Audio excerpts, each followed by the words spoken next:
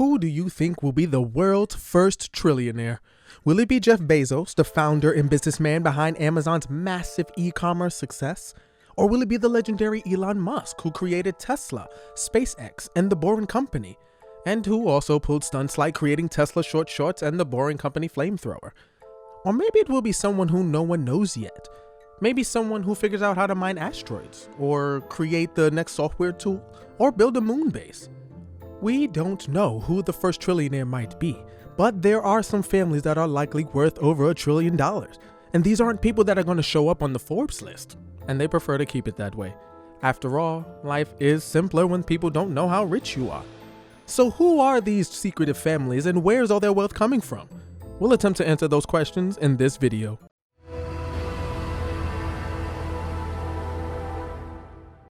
You may have heard the term old money.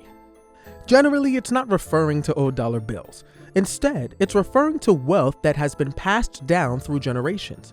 Today, throughout the world, there are hundreds of old money families, but perhaps none had quite the impact and reach as the Rothschild family. The Rothschild family is a wealthy Jewish family that originally rose to prominence in the mid-18th century. Mayer Amschel Rothschild was the court factor, a fancy term for a banker to wealthy nobility in Germany.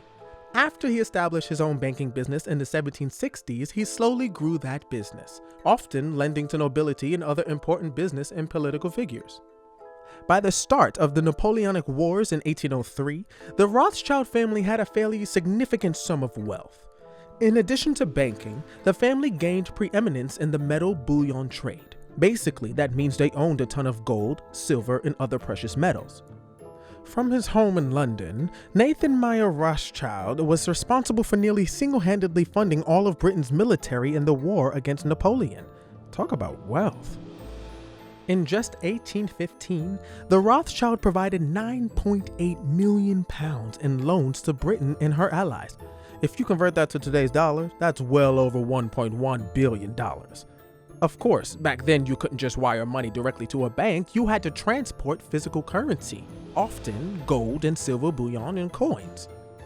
So the Rothschild family developed a network of shippers and couriers to transport their gold and other precious metals across war-torn Europe. Much like Amazon's 2-day Prime shipping gives Amazon an advantage today, this infrastructure gave them a unique advantage in banking. Not only did they have money, but they also had one of the few reliable ways to transport that money. After all, what good is getting a loan from a bank if you have no way to actually get the money?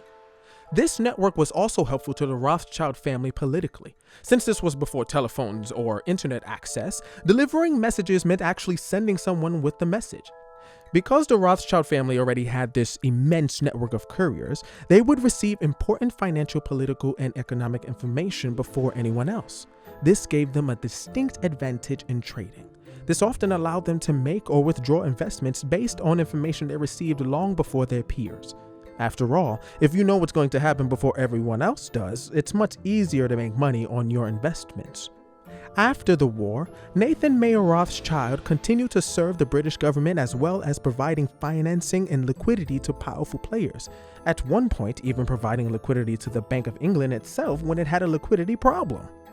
Over the next few decades, the Rothschilds continued to invest in new businesses as well as finance both private and public needs.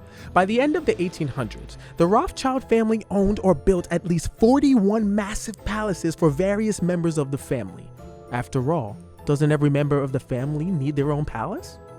Due to their unmatched affluence, the Rothschild name became synonymous with extravagance and wealth. In addition to strategic investments in real estate, the family also became known for its art collecting and its philanthropy. Throughout history, the Rothschild family has been the target of various conspiracy theories. This is in large part due to the fact that the family has historically been extremely private, not allowing conspiracies to be firmly confirmed nor denied based on real data. For example, journalist Paul Johnson wrote, "The Rothschilds are elusive. There is no book about them that is both revealing and accurate. Libraries of nonsense have been written about them.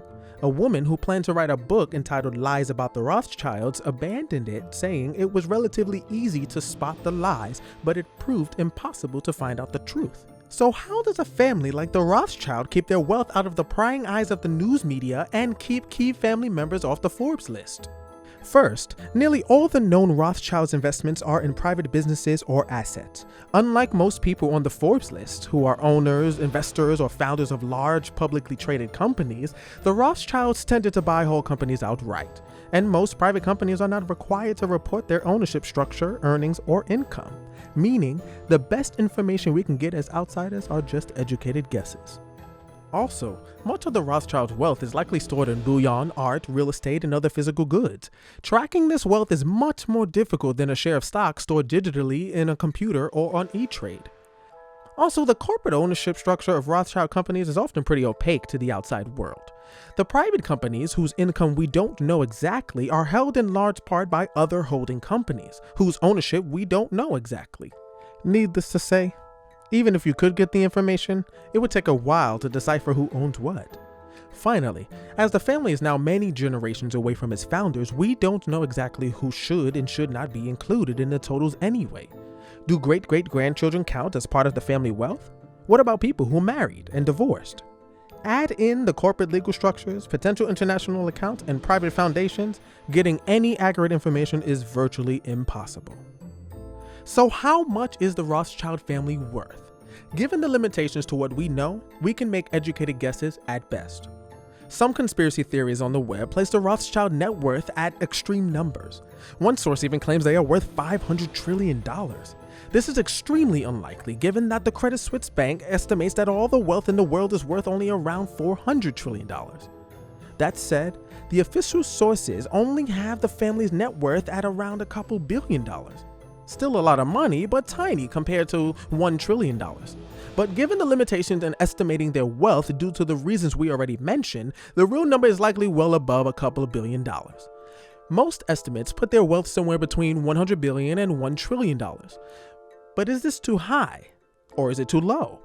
There's really no way for us to know. Truthfully, only the Rothschild likely know what their family is worth.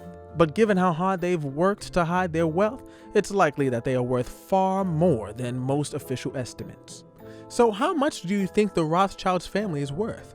Are they truly the trillion-dollar family? Or has their wealth deteriorated over time as many publications report? If you like this video, give it a like and a thumbs up so we can make more great content. And please consider subscribing to our YouTube channel. See you soon.